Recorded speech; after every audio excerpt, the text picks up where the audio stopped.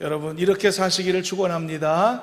그래서 하나님의 뜻을 이루는 복된 성도가 되시기를 바라고, 아울러 하나님이 주시는 이 놀라운 은혜를 여러분들의 삶에 자연스럽게 누리게 되는 그런 은혜 가운데 서게 되시기를 주님의 이름으로 축원합니다. 자, 믿음의 선포를 절 따라 다 같이 하겠습니다. 나는 주 안에서 항상 행복합니다. 나는 주 안에서 반드시 승리합니다. 선포한 대로 될 줄로 믿습니다. 우리나라가 여러 나라들 사이에서 외교 행위를 하겠죠. 다른 나라도 그렇지만, 그런데 나라들 사이에 이루어지는 외교 행위 속에 감추어진 다양한 외교 비사들이 나중에 밝혀지기도 하지 않습니까? 그런데 그런 내용들을 보면 외교적인 결정이 이루어지는 과정이 우리가 생각하는 것처럼 매우 합리적이거나 이성적인 과정을 통해서 이루어지는 것으로 생각하지만, 상당수가 의외로 단순한 인간관계 때문에 만나지게 된다든지, 결코 합리적이거나 이성적인 어떤 부분이라고 할 수 없는 아주 개인적이거나 또는 주관적인 이유로 인해 나라의 운명을 가름할 수도 있는 중대한 결정들이 이루어지기도 한다는 것을 볼 수가 있습니다. 그렇게 되면 안 될 것 같지만 굉장히 많은 케이스들이 뜻밖의 그런 식으로 결정되는 일들이 많다는 것인데요. 그래서 중간에 이렇게 합리적이고 이성적인 상식의 틀을 넘어서 원하는 결정들을 바라는 대로 성사시키기 위해서 애쓰는 사람들이 생겨나기도 했는데, 우리는 그런 사람들을 흔히 가리켜 로비스트라고 부르기도 합니다. 우리나라는 여전히 로비 행위가 법적으로 금지되어 있죠. 그러나 미국 같은 나라들은 어차피 존재할 수밖에 없는 이 로비 행위를 음지에서 양지로 끌어내서요, 전문적인 로비스트의 존재를 인정하는 쪽으로 정책을 펼치기도 하는데요. 원하는 것을 얻고자 하는 입장에서 볼 때 결국 로비스트의 역할과 존재는 어떤 상황에서도 또 필요한 부분이다라는 생각도 들기도 합니다. 우리나라가 올해를 기점으로 무기 수입국에서 무기 수출국으로 그렇게 입장이 바뀌었다는 보도가 있던데요. 정말 많은 무기가 수출되고 있다고 합니다. 최근에도 이집트에 2조 원 규모의 우리나라 자주포가 이렇게 수출되었다는 보도도 있었는데요.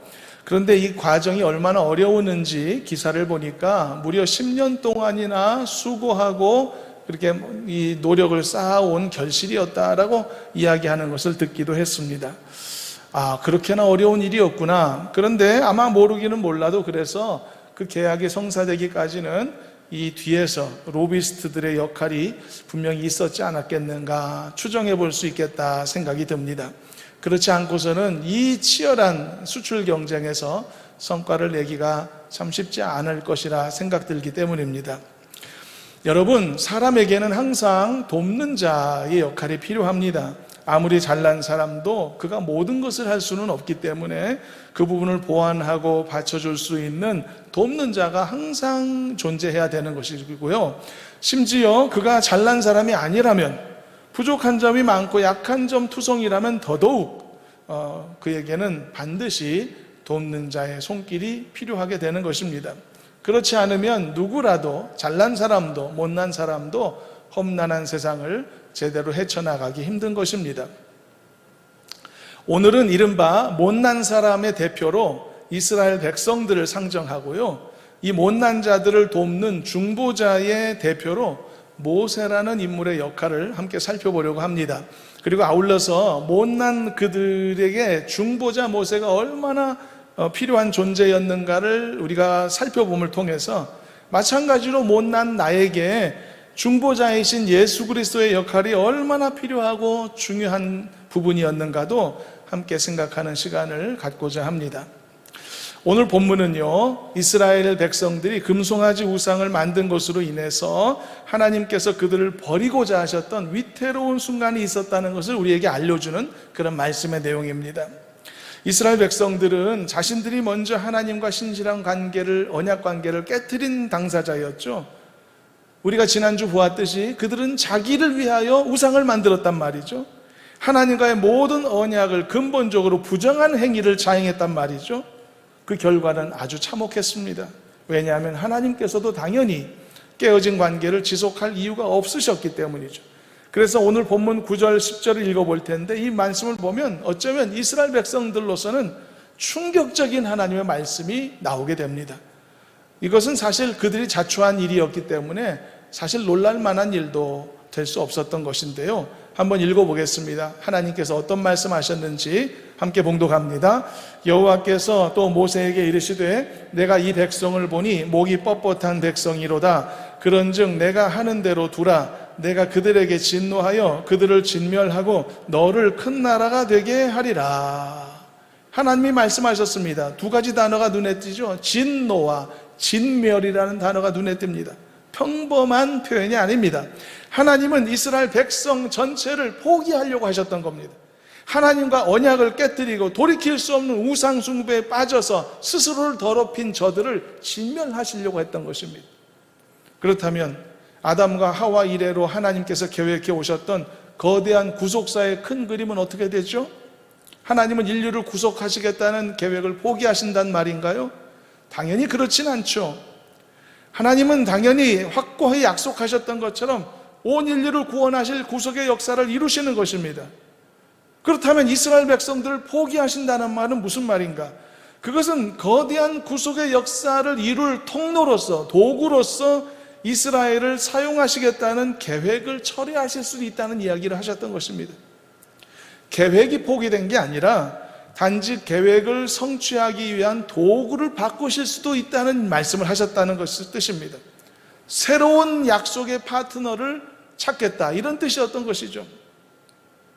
여러분, 전쟁을 포기하겠다는 게 아니라 사용하는 무기를 바꾸겠다는 것인데 잘못 오해하면 안 되겠죠?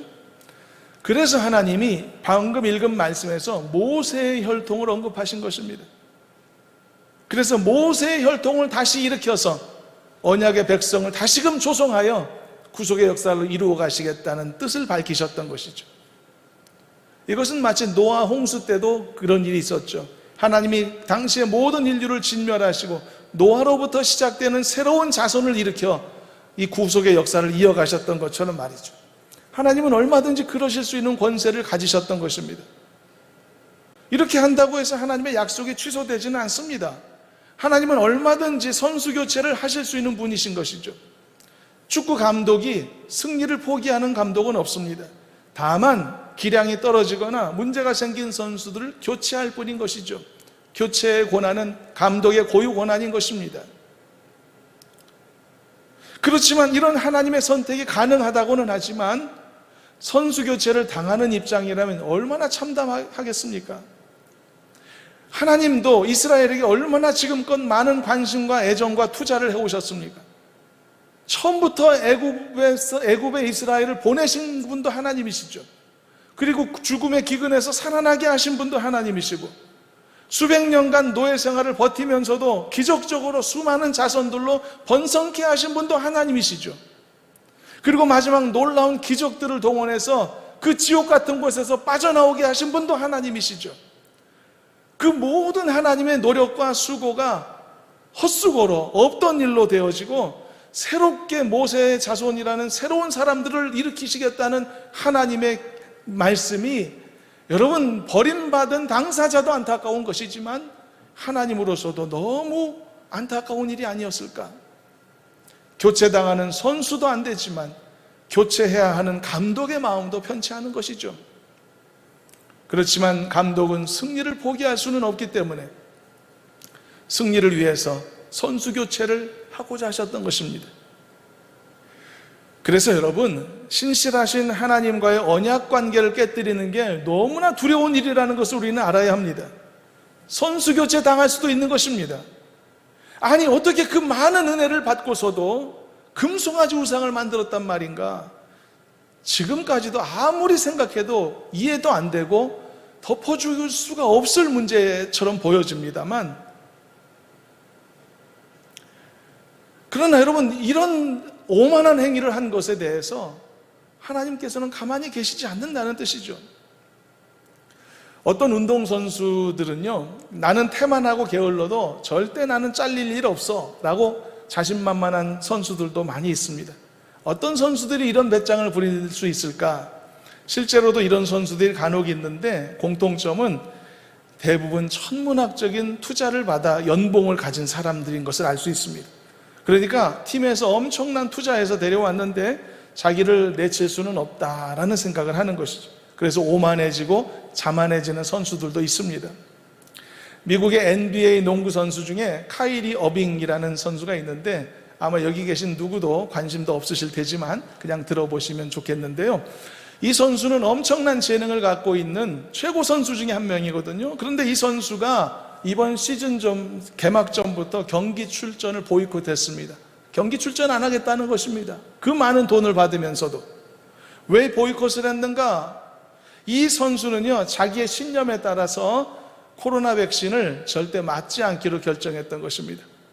그런데 농구 경기는 어떤 경기입니까? 서로 몸을 부딪혀야 되고 호흡이 맞닿아야 되는 경기였기 때문에 백신을 맞지 않으면 경기 출전을 할 수 없도록 규정되어 있었던 것이죠.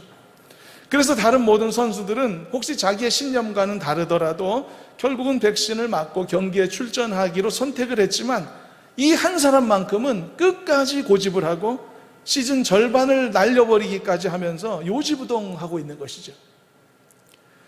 개인적인 소신을 갖는 것은 개인의 자유입니다. 그러나 만일 그런 생각을 해보게 되죠. 이 선수가 경기 출전을 걱정해야 했던 후보 선수였다면 과연 이렇게 행동했을까? 자신은 높은 연봉을 받는 스타라는 것을 알고 있기에 사람들이 자기를 어찌하지 못할 것이라고 생각하지 않았을까? 이렇게 팀을 사랑하는 감독이나 팬들이나 다른 선수들을 외면하고 어찌 보면 오만하게 행동했던 것이 이런 생각 때문이 아니었을까? 놀라운 출애굽의 엄청난 기적을 경험하면서 그것을 통해 상상도 할 수 없는 하나님의 은혜를 힘입고 이 광야까지 나오게 된 이 이스라엘 백성들, 이들이 어떻게 금송아지 우상을 만들었을까? 도무지 이해할 수 없지만 이런 방식으로라도 우리가 이 상황을 파악할 수 있지 않을까 생각해 보기도 합니다. 그들은 너무 특별한 사랑을 받았던 것입니다. 너무나 많은 하나님의 돌보심과 그리고 인도하심과 하나님의 그 관심과 투자를 한 몸에 받았던 것이죠. 이것이 그들에게 자만심이 되지는 않았겠는가? 그래서 이렇게 함부로 해도 하나님이 나를 어찌하지 못할 것이라는 착각 속에 빠진 것이 아니었을까? 그러나 만일 그랬다면 그건 그들의 엄청난 오판이었던 것이죠. 하나님은 얼마든지 그들을 내치실 수 있으셨던 것입니다. 감독이 팀의 승리를 위해서 선수를 교체할 수 있듯이 얼마든지 하나님도 선수 교체하실 수 있으셨던 것이죠.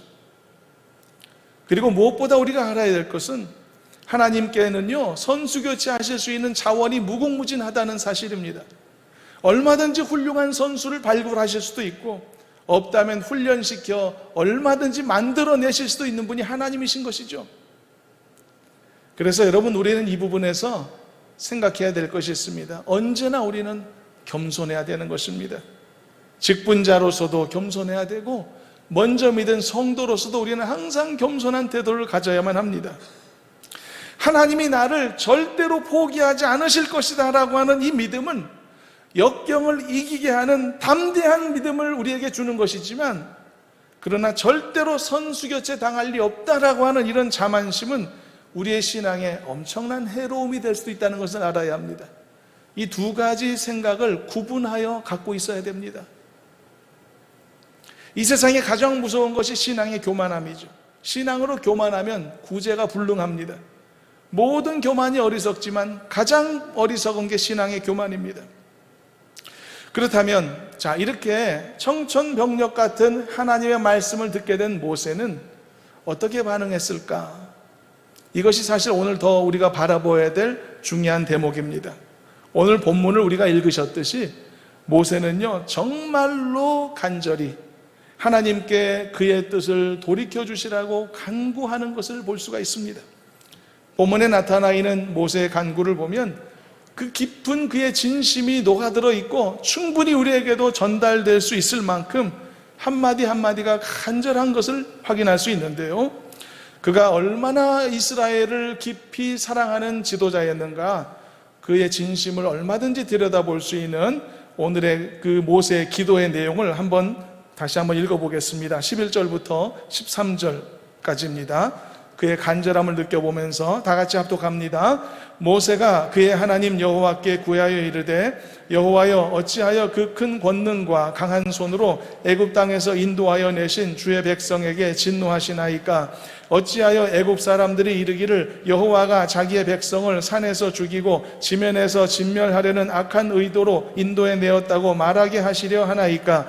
주의 맹렬한 노를 그치시고 뜻을 돌이키사 주의 백성에게 이 화를 내리지 마옵소서. 주의 종 아브라함과 이삭과 이스라엘을 기억하소서. 주께서 그들을 위하여 주를 가리켜 맹세하여 이르시기를 내가 너희의 자손을 하늘의 별처럼 많게 하고 내가 허락한 이 온 땅을 너희의 자손에게 주어 영원한 기업이 되게 하리라 하셨나이다. 여러분, 자기 백성을 위해서 이렇게 기도할 수 있는 지도자라면 그는 믿을 만한 지도자인 것이죠. 자기 자녀들을 위해 이렇게 기도할 수 있는 부모라면 그는 가장 지혜롭고 책임 있는 부모라 평가할 수 있을 겁니다. 그리고 혹시 서로를 위해서 이렇게 기도할 수 있는 사람들이라면 그 공동체는 가장 건강하고 가장 견고하고 모범된 공동체일 것입니다. 모세는 주의 맹렬한 노를 그쳐주시라고 간절히 구했습니다. 그리고 주의 백성들에게 이 화를 내리지 마시라고 간구했습니다. 정말 그는 간절했던 것입니다. 그리고 이 모세의 간구의 내용 중에 또 의미심장한 한 부분을 보면 그것은 모세가 이스라엘 백성들을 가리켜 12절에 보니 주의 백성이라고 표현했던 부분입니다. 이게 뭐가 의미심장한가 싶지만 지난주 말씀을 떠올려 보면 그렇지 않다는 것을 아실 것인데요. 지난주 본문에 어떤 내용이 있었죠? 하나님께서 모세에게 이스라엘 백성들을 지칭하실 때 하나님이 뭐라고 하셨냐면 내 백성이라고 안 하셨죠. 암미라고 말씀하지 않으시고 너희의 백성이라고 암메카라고 호칭을 바꾸어 부르셨던 것을 우리는 확인할 수 있었죠. 이것은 심각한 관계 단절을 암시하는 의미라는 것을 우리가 보았죠. 그리고 오늘 본문 9절에서도 보니까 하나님은 이스라엘 백성 가리켜 여전히 그 호칭을 바꾸지 않으시고 이번에는 이 백성이라고 부르시는 것을 볼 수 있습니다. These people이라고요. 이것은 히브리어로 하암이라고 하는 단어입니다. 어떤 감정의 연결고리도 없는 표현인 것이죠. 마치 남을 부르고 지칭하듯이 사용하는 그런 호칭에 불과한 것입니다. 이 사람들, 이 자들 이렇게 불렀던 것이죠. 하나님이 이스라엘을 제3자적 관점에서 바라보기 시작하셨다, 그런 뜻이 되겠습니다. 여러분 혹시 집에서 부부싸움을 한 후에 남편이 아내의 화를 풀어주기 위해서 그래도 처음 애써서 이렇게 말을 걸면 그 화해의 제스처를 받아두지 않는 아내들이 꼭 이렇게 말하는 경우가 있지 않을까요? 남편이 여보라고 부르는데 아내가 누구세요? 누구세요? 저 아세요? 뭐 이렇게 대답하는 경우도 있지 않습니까? 여러분 이것조차 그냥 애교 섞인 표현이라서 뭐 가벼운 부부 싸움에서나 나눌 수 있는 그런 웃으며 대화할 수 있는 내용에 불과하겠지만 오늘 본문의 상황은 그런 가벼운 상황이 아닌 것입니다. 정말 두려운 상황인 것입니다. 이 자들, 이 사람들 전혀 감정의 연결고리가 느껴지지 않는 매우 사무적이고 아주 차가운 표현이었던 것이죠. 이것은 하나님과의 관계가 이미 깨어졌음을 암시하는 것입니다. 그러나 모세는 어떻게 반응했을까요? 모세는 하나님께 이 간구를 드리면서 이스라엘 백성들을 지칭할 때 다시 표현을 바꾸어서 주의 백성이라고 부르는 것을 확인할 수 있죠. 하나님, 이들은 당신의 백성들이 아닙니까? 이들은 당신의 소유가 아닙니까? 그러므로 하나님, 당신의 백성을 포기하지 마시옵소서. 이런 작은 표현 하나에도 모세가 얼마나 간곡히 이스라엘 백성들을 대신하여 하나님께 기도했는지를 알 수 있는 것입니다. 바로 여러분, 이 모세의 모습이 명백히 하나님과 관계가 끊어진 백성과 사이를 이어주는 중보자의 역할을 우리에게 보여주고 있는 것입니다. 중보자의 역할이 무엇입니까? 죄로 인해 가로막힌 하나님과 인간 사이를 연결시키는 것입니다. 그래서 예수 그리스도가 유일한 중보자 되심을 성경은 말씀하고 있는 것이죠. 중보자가 없으면 연결이 안 될 만큼 깨어진 어떤 관계가 있다면, 그 깨어진 관계를 잇기 위해서라면 반드시 그 일을 할 수 있는 중보자가 필요한 것입니다. 그런데 성경은 그 유일한 중보자가 예수 그리스도시다라고 말하고 있는 것이죠. 나는 범죄해서 타락했습니다. 그러므로 완전하신 하나님 앞에 설 수도 없고 그리고 만날 수도 없게 되었죠. 그러므로 이 세상에 그 어떤 존재도 끊어진 이 연결고리를 이어줄 수 있는 중간자가 없는 것입니다. 그런데 하나님께서는 이 세상에서는 찾을 수 없는 유일한 중보자를 나에게 보내주신 것이죠. 바로 하나님의 독생자 예수 그리스도이신 것입니다. 예수님께서 십자가의 희생과 무덤에서의 부활을 통해 하나님과 나 사이에 있었던 휘장을 걷어내셨습니다. 높게 쌓여져 있었던 막힌 담도 허물어 주셨습니다. 그래서 예수 그리스도의 이 십자가의 공로로 인해서 우리는 담대하게 하나님의 존전 앞에 서게 된 줄로 믿습니다. 여러분들이 지금 이 자리에 나와서 예배드리고 있는 것은 막힌 담이 허물어진 결과라는 것을 아시길 바랍니다. 여러분들의 모든 죄악으로 인해 끊어졌던 관계가 예수 그리스도로 인해 다시 복원되었기 때문에, 그래서 그 은혜를 힘입고 여러분들이 담대하게 지금 예배자가 되어 있다는 것을 잊지 마시길 바랍니다. 이것이 예수 믿는 우리에게 주어진 복음의 은혜이며 구원의 은혜인 것입니다. 주는 평화 막힌 담을 모두 허셨네. 주는 평화 우리의 평화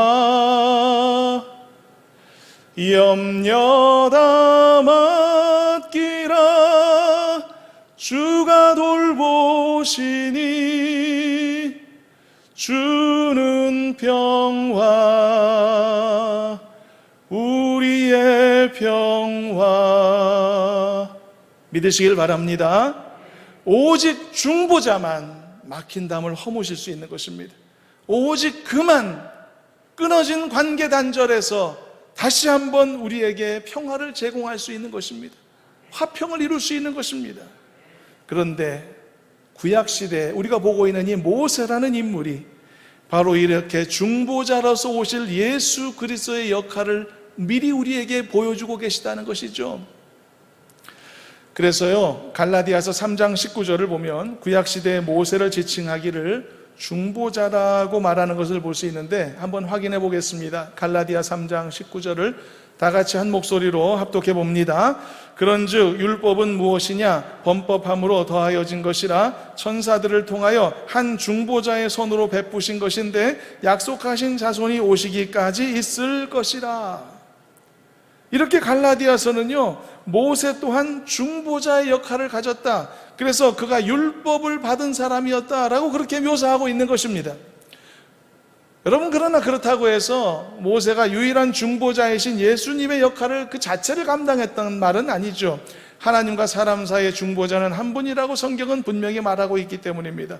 이 부분도 간단히 살펴봅니다. 디모데전서 2장 5절 함께 합독합니다. 하나님은 한 분이시요 또 하나님과 사람 사이의 중보자도 한 분이시니 곧 사람이신 그리스도 예수라. 믿으시기를 바랍니다.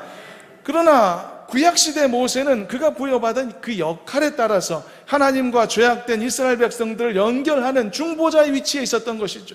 그래서 그의 역할이 이후에 진정한 중보자로 오실 예수 그리스도를 예표하게 되었다는 뜻입니다. 자, 이제부터는 우리가 오늘 본문을 통해서 정말 얻어야 될 교훈과 도전을 나누어 보겠습니다. 어떤 교훈이 이 말씀 속에 우리에게 전달될까요? 어떤 위로, 어떤 용기가, 어떤 확신이 우리가 가져야 될 부분일까요? 여러분, 혹시 지금까지 나는 나의 유일한 중보자 되시는 예수님이 나를 위해 얼마나 놀라운 일을 하셨는가, 나를 위해 지금도 얼마나 놀라운 일을 하고 계신가, 어쩌면 우리는 이것을 매우 수상적으로 받아들이고 있었을지도 모릅니다. 알기는 알지만 안다고도 말하고 입술로 고백도 하고 선포되는 말씀에 아멘도 하지만 그것이 얼마나 놀라운 일인지, 얼마나 뜨거운 사랑의 감정과 애타는 심정으로 인해 이루어지는 과정인지 전혀 실감하지 못한 채 살았을지도 모른다는 뜻입니다. 그렇지만 우리가 오늘 본문에서 보듯이 자기 백성을 살리기 위해 이토록 간절히 매달려 간구하는 중보자 모세의 이 모습을 보면서, 아하, 중보자 예수께서 나를 위해 어떻게 일하시는가? 그리고 지금 어떤 일을 하고 계시는가? 이것이 이제는 지식이 아니라 감정으로까지도 느껴볼 수 있지 않겠는가? 이것이 우리가 오늘 이 말씀을 살펴보는, 함께 나누고자 하는 말씀의 도전인 것입니다. 여러분, 자식을 위해서 밤낮으로 기도에 무릎을 꿇는 어머니의 기도의 그 간절함에 담긴 그 가치, 그 속에 담긴 깊은 사랑과 애정을 자식들은 사실 잘 알아채지 못하는 것이죠. 부모님이 날 위해 기도하신다는 것은 알아요. 모르지는 않지만 그리 실감하지는 못하는 것입니다. 그러나 어느 곤고한 날에 나를 위해서 골방에서 눈물로 기도하는 어머니의 모습을 목격하게 된다면, 그때는 그것이 지식으로가 아니라 벅찬 감정으로 전달될 수도 있는 것이죠. 그리고 나를 위해서 희생하시고 한없는 사랑으로 기도해 주신 부모님이 너무나 소중한 존재라는 것을 그제서야 깨닫게 되는 것입니다. 제 집의 아내는 늘 집에서 기도하는 사람으로 서 있습니다. 방문에 큰 표를 만들어 놓고 매일매일 체크해 가면서 기도합니다. 20여 년 함께 사는 동안 한 번도 변함이 없었습니다. 제가 10번 정도 방문을 열면 3번 정도는 무릎 꿇고 기도하는 아내의 모습을 봅니다. 절대 과장이 아닙니다. 그 기도가 대부분 아이들을 위한 기도이고 사역을 위한 기도죠.